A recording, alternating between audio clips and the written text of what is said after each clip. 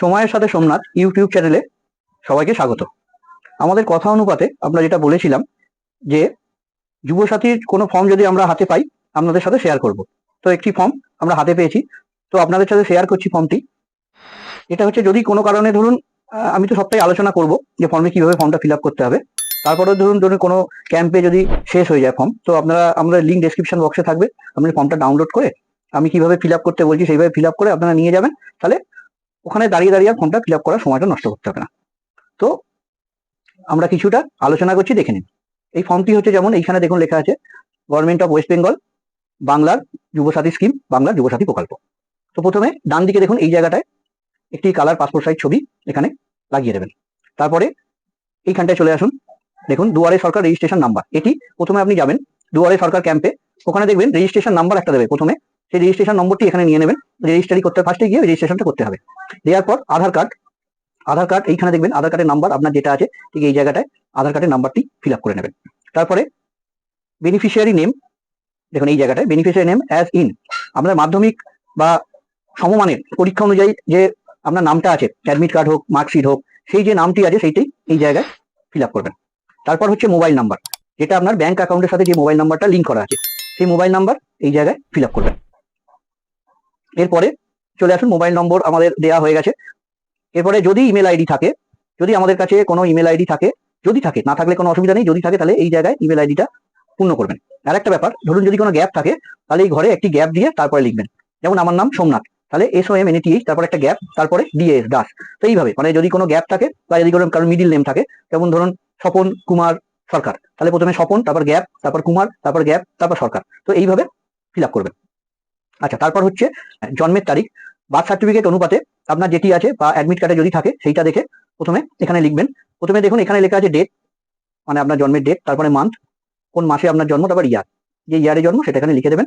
তো সেটার পর দেখুন তারপরে যে ঘরটি আছে 1/4/2026, আপনার বয়স যদি 21 থেকে 40-এর মধ্যে হয় তো সেটা হিসাব করে যে আপনার জন্মের মাস থেকে এই 1/4/2026 অব্দি হিসাব করে যে বয়সটা হবে সেটা এখানে লিখে দেবেন। তারপরে আপনার ফাদার নেম, আপনার বাবার নাম এখানে লিখবেন। তারপরে মাদার নেম, আপনার মায়ের নাম এই জায়গায় ফিল আপ করবেন। তারপরে হচ্ছে স্বামী বা স্ত্রীর নাম, যদি স্বামী স্ত্রী কেউ বিবাহিত হন তাহলে এই জায়গায় ফিল আপ করবেন। তারপর হচ্ছে আপনি যদি কোনো জেনারেল কাস্ট হন তাহলে সেখানে কিছু লেখার দরকার নেই। আর যদি জেনারেল কাস্ট নন হন, কোনো SC ST বা OBC হয়, তাহলে এই জায়গায় আপনার সেই সার্টিফিকেট নম্বরটি এখানে লিখবেন। আপনার SC ST OBC যে সার্টিফিকেট নাম্বার সেটি এইখানে লিখবেন। তারপরে আমরা চলে যাচ্ছি, তারপরে হচ্ছে যদি কারো বিবাহিত হন বা ম্যারিচুয়াল স্ট্যাটাস, বৈবাহিক অবস্থা, যদি আপনি বিবাহিত হন তাহলে এই দেখুন 4 চৌকো করে ঘর দেওয়া আছে, বিধবা, বিপত্নিক, বিবাহিত বা বিচ্ছিন্ন। আপনি যদি এর মধ্যে যদি কোনোটি হন তাহলে এখানে এই ঘরগুলিতে একটি টিক দেবেন, যেটি আপনি সেটার মধ্যে একটা টিক দেবেন। তারপর হচ্ছে বাড়ির নাম্বার, প্রত্যেকটা বাড়ির একটা নাম্বার থাকে, সেই নাম্বারটি এইখানে দেবেন। তারপর হচ্ছে ভিলেজ, টাউন, সিটি, গ্রাম, শহর, নগরী, আপনি যেখানে বসবাস করেন সেটি কোথায় সেটা এখানে লিখবেন। তারপর ডাকঘর, পোস্ট অফিস, সেই পোস্ট অফিস এখানে দেবেন। তারপর হচ্ছে গ্রাম পঞ্চায়েত, ওয়ার্ড নাম্বার, আপনি যে ওয়ার্ডে থাকেন তার নাম্বার বা গ্রাম পঞ্চায়েত সেটি এখানে লিখবেন। ব্লক, মিউনিসিপালিটি, কর্পোরেশন, আপনি যে জায়গায় থাকেন সেটা ব্লকের আন্ডারে, মিউনিসিপালিটি কর্পোরেশনের আন্ডারে, সেটা কি জায়গার নাম, কার আন্ডারে, সেটি এখানে লিখবেন। তারপর হচ্ছে থানা, থানা হচ্ছে পুলিশ থানা, পুলিশ, আপনি কোন থানার অন্তর্গত আপনার যেখানে থাকেন সেটি এখানে লিখবেন।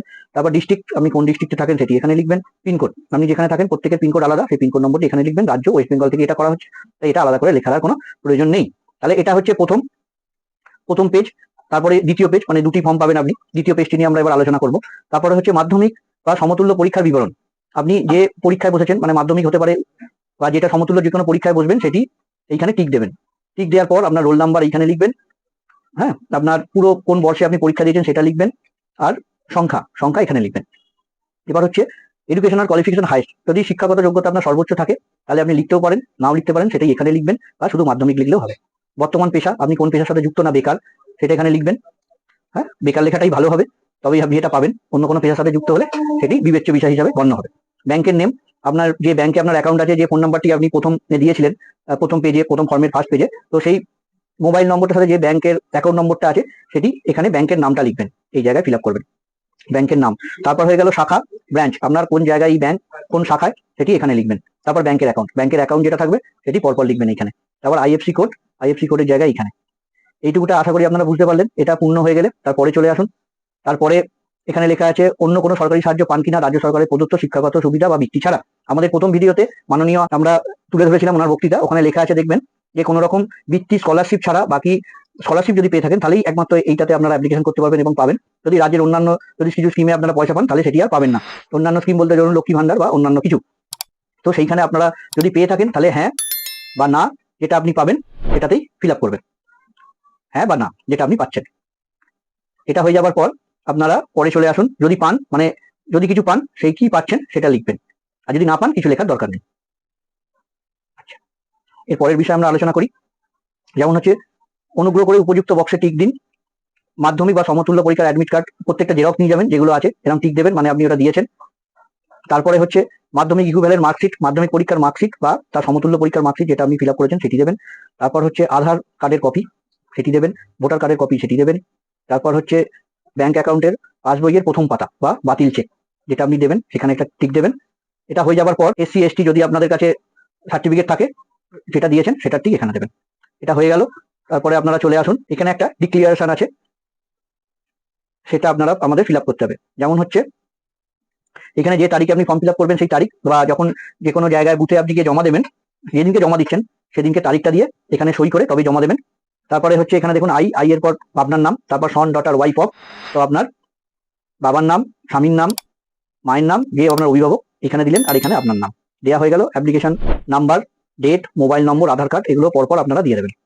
এটা হয়ে যাওয়ার পর রিসিভ অন, এটা এখানে আর আপনাদের না, যে যিনি রিসিভ করবেন ওনার এখানে সিগনেচার হবে এবং হয়তো এই পার্টটা কেটে আপনাদের রিসিভ হিসাবে আপনাদের দিয়ে দেওয়া হবে। আশা করি ফর্ম ফিল আপ আপনারা বুঝতে পারলেন, নিজেরা করতে পারবেন। তাও যদি কোনো অসুবিধা হয় আমাদের কমেন্ট বক্সে আপনারা কমেন্ট করুন, আমাদের পক্ষে যতটা সম্ভব আপনাদের হেল্প করার আমরা চেষ্টা করব। আজকের জন্য এইটুকুনি, দেখতে থাকুন সময়ের সাথে সোমনাথ। আশা করি বিভিন্ন ইনফরমেটিভ ভিডিও নিয়ে আপনাদের সামনে উপস্থিত হব। আজকের জন্য এইটুকু, নমস্কার, সবাই ভালো থাকবেন।